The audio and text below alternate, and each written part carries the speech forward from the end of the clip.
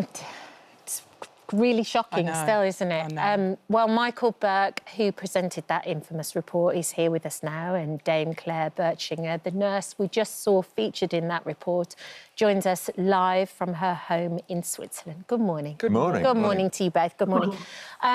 Michael, even 40 years on, that was in 1984. I was 8 years old when I saw that.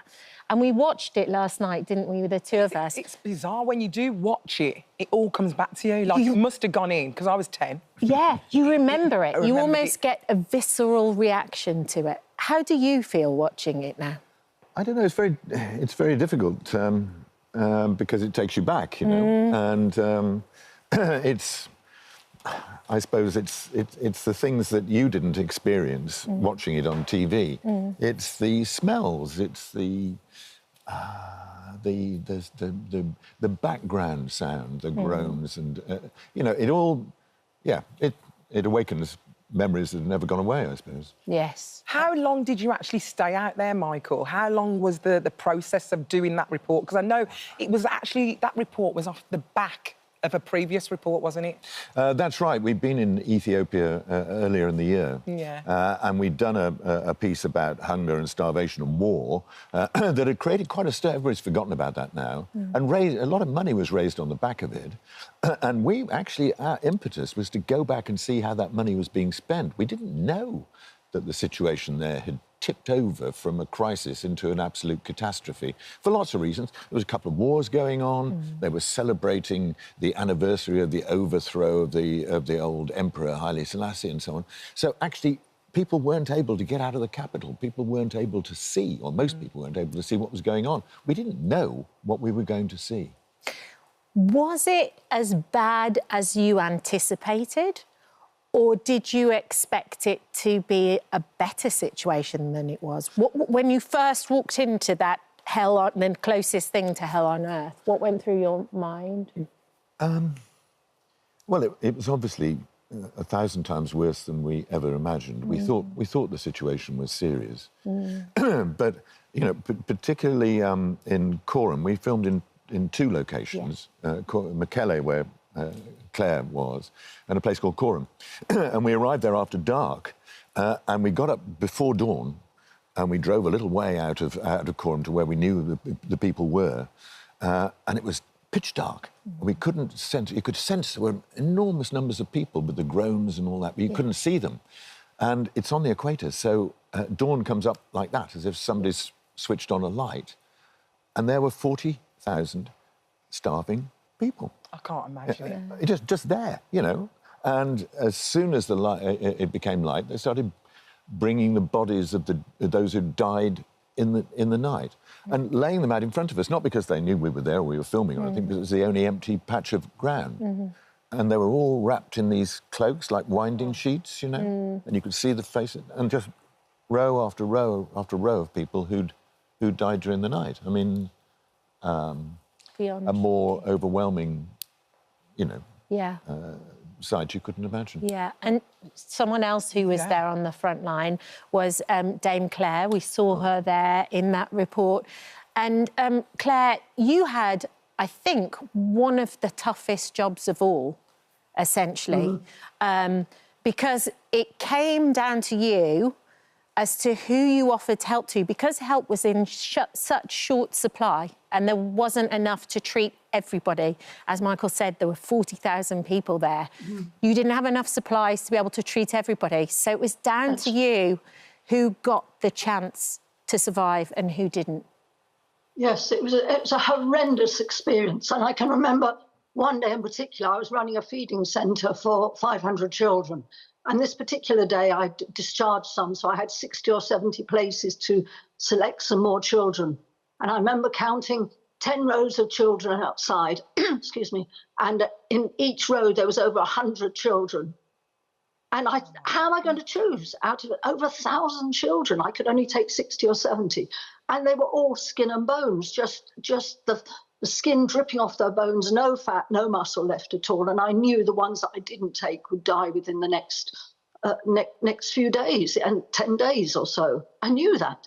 And so I I went up and down the road. It was decided when we discussed it among ourselves with the local, I was working with the local Red Cross volunteers, and I went up and down the rows, and it was decided I'd have to take the ones with a bit of spark of life in their eyes, because those who were terribly bad, they would just die within the night. And that's how you chose. But all the rest, it was terrible. And you knew they would die. So I felt dreadful. I've always remembered the ones I didn't save. But you've got to remember the people you did save as well, Claire. And if you wasn't there, no one would have been saved. I always wondered, how did you cope with it? It is 40 years on. What coping mechanisms did you implement into your life? Well, now I dedicate my life to promote peace, culture and education. And I'm a Buddhist. I'm a member of the Soka Gakkai Buddhist order. And that's what I dedicate my life to now. I know you didn't even speak about it for 20 years, but you did go back after 20 years. What change did you see? Oh, change was... after 20 years, we went back. Michael Buerk asked me to go back. I didn't want to go back. I thought I'd be vilified, but actually I went back, and there was new roads, new hospitals, universities. It was absolutely wonderful. And some of my children who I had fed and many of them had got degrees and got qualified nurses, doctors, lawyers. One of them called Gurmai, he'd opened a little photocopy shop, which was a shop. It was a bit of a shack, but it was wonderful. And Gurmai was one of the ones I remember, or he remembered me. And when the team said, well, want to introduce you to one of the children that remembered you, Claire, I thought, all white people look the same, all women and things. And then we started talking, and he said, we went back to the area where the feeding centre was. And he said, I remember you. He called me Mama Claire. Yeah, I remember you, Mama Claire, because over there, you had these great big oil drums which filled with water, and then they put this pink, it was potassium permanganate in it, not used nowadays, by the way. And because they were all covered in scabies, I mean, really bad scabies in the hands and the groins and the feet and everything. So we used to put the children inside these oil drums and soak their skin, and then we used to wash their hands with soap to help open and remove the scabies. And he said, Mama Claire, you didn't wear gloves. Everybody else wore gloves, but you didn't wear gloves. Yeah. And I thought, wow, yes, I didn't wear gloves. And I was the only one, because you're meant to wear gloves because it's infectious. So I thought, oh, he really does remember me. And that's Gurmai. Wonderful. Lovely. Yeah. Fantastic.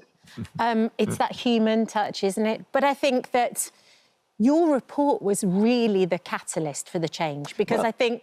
well, actually, Claire was the catalyst as far as Bob Geldof was concerned. Right. I mean, he saw the reports and he was obviously engaged by them. The thing that really hooked him was Claire and this kind of having to make these life and death decisions over children.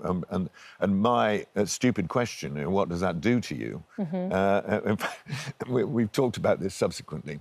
I thought she was an angel. She thought I was a prat, and we were both right, But it was that element that particularly hooked Geldof and engaged him on all that, and Live Aid and all that flowed from it, I suppose. Cut to now.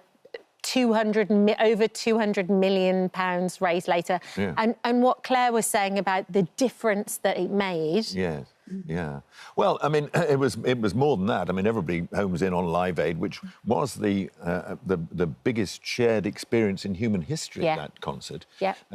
But actually, the reports also changed the policies of governments. It actually $1 billion. It's the biggest rescue operation in history. So, an awful lot flowed from that. Yes, but it was everybody at home just even picking up the phone and donating. It was internationally. It was absolutely. I'll never forget it. Yeah, and it was actually 8- and 10-year-old kids who got involved. Was it? People like you. Yeah, it was. Yeah. Well, the remix is out. Have you listened to it? What do you think? But you think you're in it, aren't you? The reports in it. Yeah, I'm playing bass. Yeah, well, 40 years, unbelievable. 40 years. It is, isn't it? Thank you so much for sharing your story. And Dame Claire, can I just say, is it true that Burnham who was one of the first children. She actually named her child after you. Is that true? That's right, yes, she named her first child Claire, little Claire. How lovely is that? I've been back to see them as well. They're wonderful, lovely. Oh, wonderful. Oh, there she is, right there. There she is. What a difference. Yeah. Oh, yeah. Well, thank you so much for joining us this morning. Thanks, Dame Claire, and thank you, You're very Michael. welcome. Thank you. The new remix of the Band-Aid single is out on the 25th of November. Thank you for visiting our This Morning YouTube channel. We upload new content every day, so go ahead and hit that subscribe button so you don't miss out, and we'll see you in the morning.